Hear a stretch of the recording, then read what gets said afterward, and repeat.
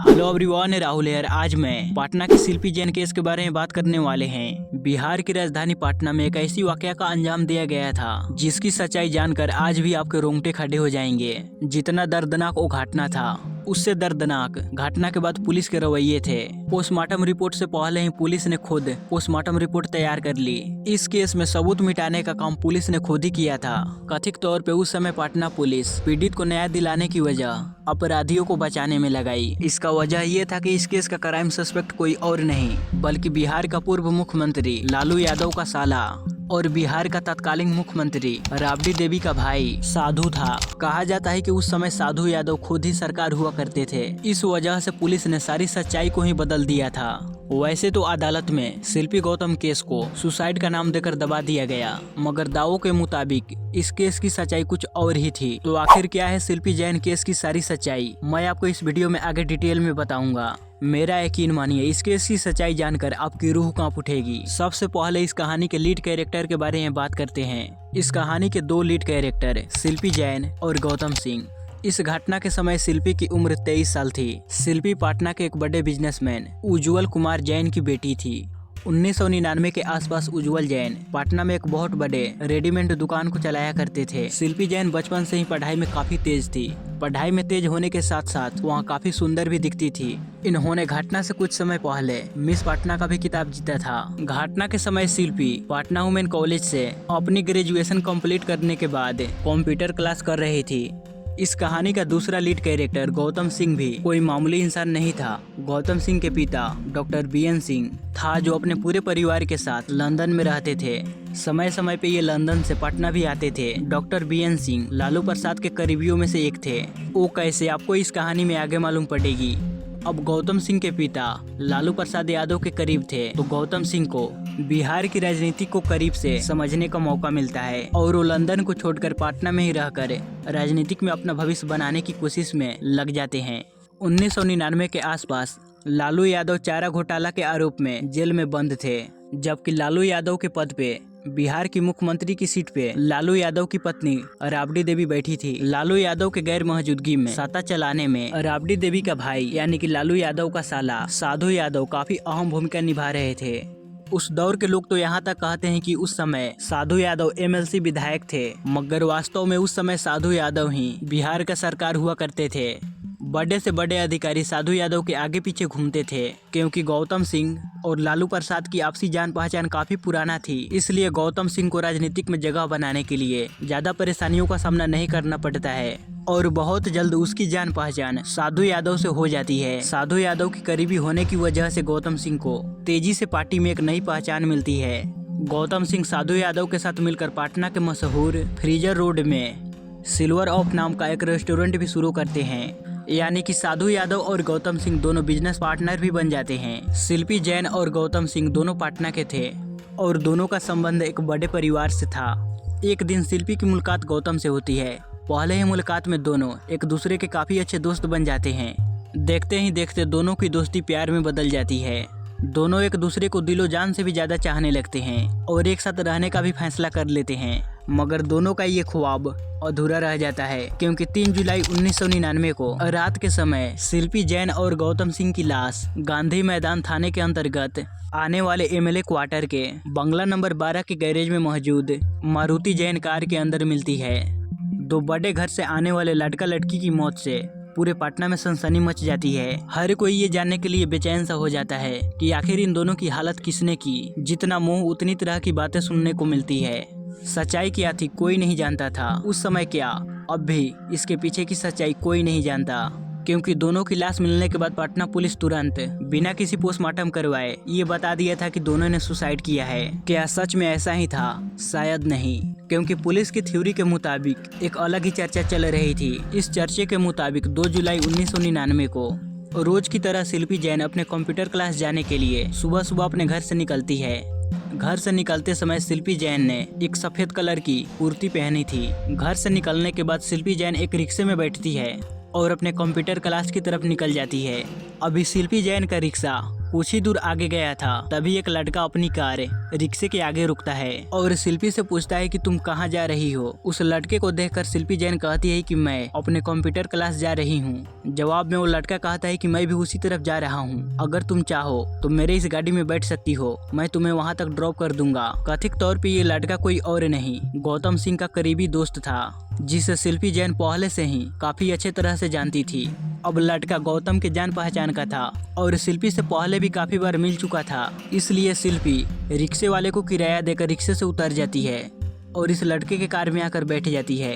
Car कुछ समय तक शिल्पी जैन के कंप्यूटर क्लास की तरफ चलता है, मगर थोड़ी दूर और आगे जाने के बाद वो लड़का कार को किसी दूसरे रूट की तरफ मोड़ देता है। कार जब दूसरे रास्ते पे मुड़ती है तो शिल्पी जैन उस लड़के से पूछती है कि इधर तुम मुझे कहाँ ले जा रहे हो। जवाब में लड़का कहता है कि हम अभी फुलवारी शरीफ की तरफ जाएंगे, जहाँ बाल्मी गेस्ट हाउस में गौतम सिंह रुका हुआ है। वो तुमसे इसी समय मिलना चाहता है। जो लोग इस बारे में नहीं जानते हैं मैं उन्हें क्लियर कर देता हूँ। फुलवारी शरीफ पाटना से जुड़ा हुआ एक शहर है। वैसे तो आज फुलवारी शरीफ आबादी से पूरी तरह भरा पड़ा है, मगर 19 के आसपास फुलवारी शरीफ काफी वीरान पड़ा था। गाड़ी को दूसरे रास्ते पे मोड़ते हुए देख शिल्पी जैन पहले तो घबराती है, मगर जब उसे मालूम पड़ता है कि गेस्ट हाउस पे गौतम सिंह मेरा इंतजार कर रहा है, शिल्पी बड़े आराम से उस लड़के के साथ वहां जाती है। बल्कि सच्चाई तो ये थी उस गेस्ट हाउस पे गौतम सिंह मौजूद ही नहीं था। कहीं से इस बात की जानकारी थोड़ी देर के बाद गौतम सिंह को लग जाती है कि कार से कोई लड़का शिल्पी को फुलवारी शरीफ के बाल्मी गेस्ट हाउस में लेकर गया है। ये खबर मिलते ही गौतम सिंह तुरंत परेशान हो जाता है और अपनी मारुति कार निकाल कर गेस्ट हाउस की तरफ भागता है। गौतम सिंह की परेशानी की वजह ये थी कि राजनीतिक में बेहद करीब से जुड़े होने की वजह से कि उन दिनों बाल्मी गेस्ट हाउस बड़े बड़े नेताओं का अय्याशी का अड्डा हुआ करता था। अब गौतम सिंह भागते हुए सीधा पहुंचता है बाल्मी गेस्ट हाउस, तो यहाँ वो देखता है कि शिल्पी एक कमरे में बंद है और उसके आसपास कई सारे लोग मौजूद है जो उसके साथ जबरदस्ती करने की कोशिश कर रहे हैं। ये देखकर गौतम सिंह भागते हुए अंदर जाता है और वहाँ मौजूद लोगों को रोकने की कोशिश करता है, मगर यहाँ पर मौजूद एक भी लोग गौतम सिंह की एक नहीं सुनते। वो गौतम सिंह को मारने पीटने लगते हैं। गौतम सिंह को मारने वाला दूर दरार कोई अनजान शख्स नहीं था, गौतम सिंह के बेहद करीबी जान पहचान के लोग थे। गौतम इन लोगों से रहम की भीख मांगता है, मगर ये लोग उसकी एक नहीं सुनते। गौतम सिंह के अच्छे से पिटाई करने के बाद शिल्पी जैन के साथ बड़ी बेरहमी से दरिंदगी का अंजाम देते हैं। शिल्पी जैन के साथ दरिंदगी का अंजाम देने के बाद वहां मौजूद लोग गौतम सिंह और शिल्पी जैन का गला दबाकर हत्या कर देते हैं और फिर इन दोनों की लाश गौतम सिंह के गाड़ी में ही डाल देते हैं। फिर कार रातों रात गांधी मैदान के पास एमएलए गैरेज में लाकर खड़ा कर देते हैं। इधर शाम के वक्त तक शिल्पी जब घर नहीं आती है तो उसके परिवार वाले शिल्पी के रिश्तेदारों और दोस्तों के पास कॉल करना शुरू करते हैं। शिल्पी की खोज करने के लिए आदमी भी लगाए जाते हैं, मगर शिल्पी का कहीं से भी आता पता नहीं चलता। यहाँ तक कि देर रात हो जाती है, शिल्पी अपने घर नहीं आती। थक हार कर शिल्पी के पिता स्थानीय थाना में जाकर अपनी बेटी का गायब होने का कंप्लेन लिखवा देते हैं। कुछ ही समय के बाद खबर आती है कि गौतम सिंह भी गायब है। इसी के बाद इनकी तलाश शुरू होती है। दिन भर खोजबीन होती है, मगर कहीं से भी पता नहीं चलता कि आखिर ये दिनों कहाँ गायब हुए। इस खोजबीन में कई घंटे बीत जाते हैं। तभी 3 जुलाई 1999 की रात के 9 बजे के आसपास अचानक से पुलिस की एक टीम गांधी मैदान थाने के अंतर्गत आने वाले एमएलए क्वार्टर के बंगला नंबर 12 के पास पहुंचती है। गैरेज को जब खोलती है तो गैरेज के अंदर वहीं गौतम सिंह के सफेद मारुति कार खड़ी थी। कार की जब तलाशी की जाती है तो मालूम पड़ता है कि कार के अंदर शिल्पी जैन और गौतम सिंह की लाश पड़ी है। पुलिस के वहां पहुंचने के कुछ ही देर बाद लालू यादव का साला साधु यादव अपने समर्थकों के साथ वहां पहुंच जाता है। यहाँ वो हंगामा करने लगते हैं। इस बात का जवाब अभी तक नहीं मिला कि साधु यादव को किसने जानकारी दी कि पुलिस को गैरेज से कार मिली है, और फिर साधु यादव यहाँ आकर हंगामा क्यों खड़ा कर रहे थे।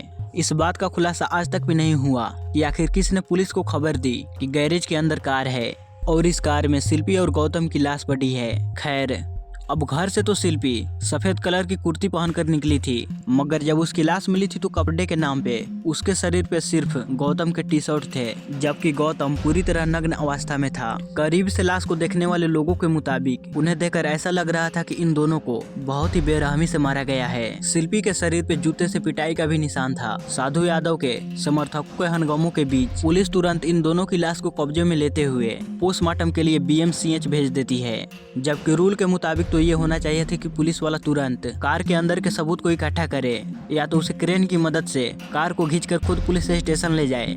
मगर पटना पुलिस का एक कांस्टेबल उस कार को खुद ही चलाकर पुलिस स्टेशन ले जाता है। इस वजह से कार के स्टीयरिंग से लेकर कार में मौजूद कई ऐसे अहम सबूत मिट जाते हैं। वैसे तो कहा जाता है कि पुलिस की हर काम बहुत ही धीरे होती है, मगर शिल्पी जैन केस में ऐसा नहीं था। पटना पुलिस का हर काम बहुत ही तेजी से हो रहा था। अभी इन दोनों का पोस्टमार्टम रिपोर्ट भी नहीं आया था, तभी पुलिस ये घोषणा कर देती है कि दोनों की मौत कार्बन मोनोऑक्साइड गैस यानी कि दम घुटने की वजह से हुई है। इधर रात के अंधेरे में दोनों का पोस्टमार्टम करवाया जाता है। गौतम सिंह का परिवार अभी लंदन में ही था। इसके बावजूद उन लोगों के बिना इजाजत के बगैर उन लोगों की गैर मौजूदगी में रात के अंधेरे में पटना पुलिस के द्वारा अंतिम संस्कार करवा दिया जाता है। इस अंतिम संस्कार में गौतम सिंह का एक भी रिलेटिव शामिल नहीं हुआ था। अब जल्दी से अगले दिन शिल्पी जैन का भी अंतिम संस्कार करा दिया जाता है। अंतिम संस्कार के बाद जब PMCH से पोस्टमार्टम रिपोर्ट आती है तो उसमें मौत की वजह स्पष्ट नहीं बताई जाती है। हालांकि ये संभावना जताया जाता है कि दोनों की मौत जहर खाने की वजह से हुआ है।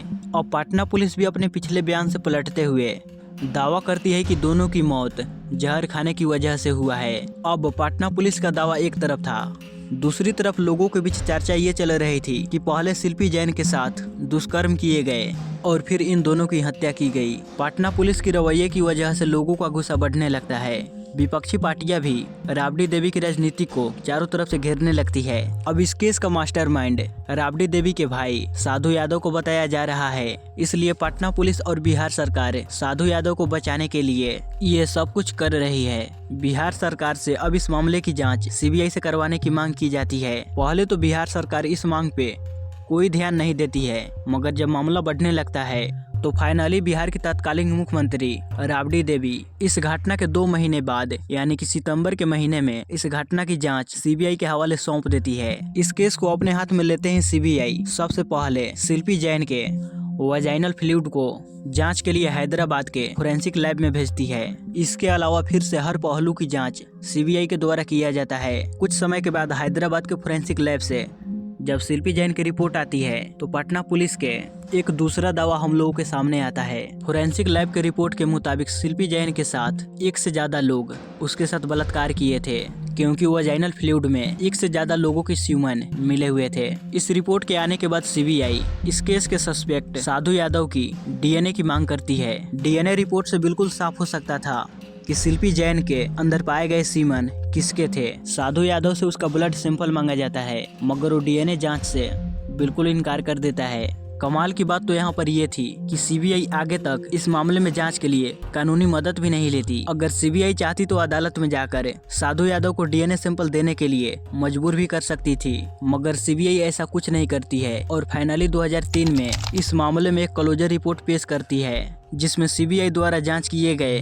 रिपोर्ट में कहा जाता है कि हमें कुछ भी संदेह करने वाली चीजें नहीं मिली है, बल्कि जांच से ये बिल्कुल क्लियर है कि शिल्पी जैन और गौतम सिंह दोनों ने जहर खाकर ही आत्महत्या की है। अब 4 साल की जांच के बाद CBI ने वही रिपोर्ट पेश किया जो लाश मिलते ही पटना पुलिस ने बिना पोस्टमार्टम के बनाई थी। अब इसके बाद सवाल उठने लगता है कि अगर दोनों ने सुसाइड किया है तो हैदराबाद के फोरेंसिक लैब के मुताबिक शिल्पी के शरीर पे 1 से ज्यादा व्यक्ति का सीमन का सैंपल मिला है, उसका क्या मतलब है।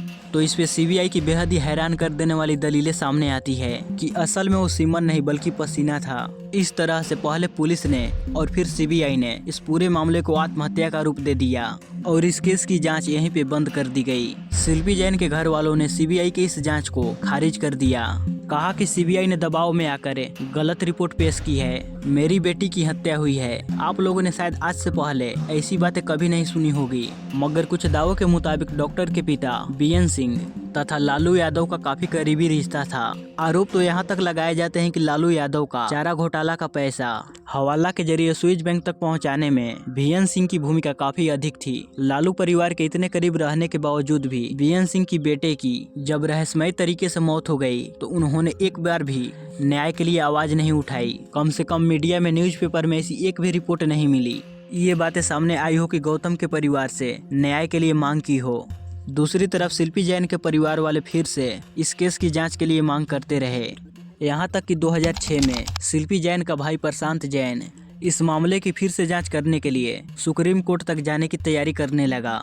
वहाँ अभी अपनी तैयारी में लगा ही था, तभी अचानक से 6 जनवरी 2006 को जब वो मार्केट जाकर वापस अपने घर के अंदर आने ही वाला था तभी उसका कोई अपहरण कर लिया। हालांकि अपहरण के 2 दिन बाद जिसने अपहरण किया था वो हाजीपुर और पटना के बीच जोड़ने वाले महात्मा गांधी सेतु पे उसे छोड़ दिया। वो सही सलामत अपने घर चले आए, मगर इसके बाद वो इस केस की दोबारा जांच करने की कभी भी मांग नहीं की।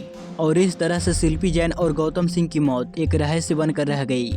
और जो भी क्राइम सस्पेक्ट थे वो आज अपनी चैन की जिंदगी जी रहे हैं। भले ही सीबीआई और पुलिस ने इस केस को आत्महत्या का केस बता दिया, मगर आज तक पुलिस वाले कुछ सवालों के जवाब नहीं दे पाए कि अगर दोनों ने आत्महत्या ही की तो कपड़े उतार कर क्यों आत्महत्या की। अगर दोनों ने आत्महत्या ही की तो शिल्पी जैन के शरीर पे जूतों के निशान क्यों आए। जब साधु यादव ने डीएनए सैंपल देने से मना कर दिया तो सीबीआई ने आगे कानूनी मदद क्यों नहीं मांगी। आखिर पुलिस को कैसे मालूम पड़ा कि गैरेज के अंदर कार है और कार में 2 लाशें हैं। और आखिर ये खबर साधु यादव तक कैसे गई। पुलिस पोस्टमार्टम करने में इतनी जल्दबाजी क्यों की। गौतम सिंह का अंतिम संस्कार इतना जल्दी क्यों किया गया। ऐसा नहीं है कि सिर्फ पुलिस वालों के ऊपर ही लापरवाही का इल्जाम लगा। सीबीआई के जांच के दौरान भी उनके ऊपर इल्जाम लगाया गया कि कई अहम सबूत सीबीआई जानबूझकर भी नजरअंदाज किए। इस तरह के कई ऐसे सवाल हैं जिसका जवाब नहीं पुलिस दे पाई और नहीं सीबीआई। और बिना जवाबों के ये केस अदालत के फाइलों में सुसाइड बनकर रह गया। गाइस, इस पूरे केस पे आप लोगों की क्या राय है कमेंट सेक्शन में जरूर बताइएगा। अगर आपको मेरी ये मेहनत पसंद आई हो तो वीडियो को लाइक कर शेयर जरूर कीजिएगा। मिलते हैं अगली कहानी के साथ अगली वीडियो में।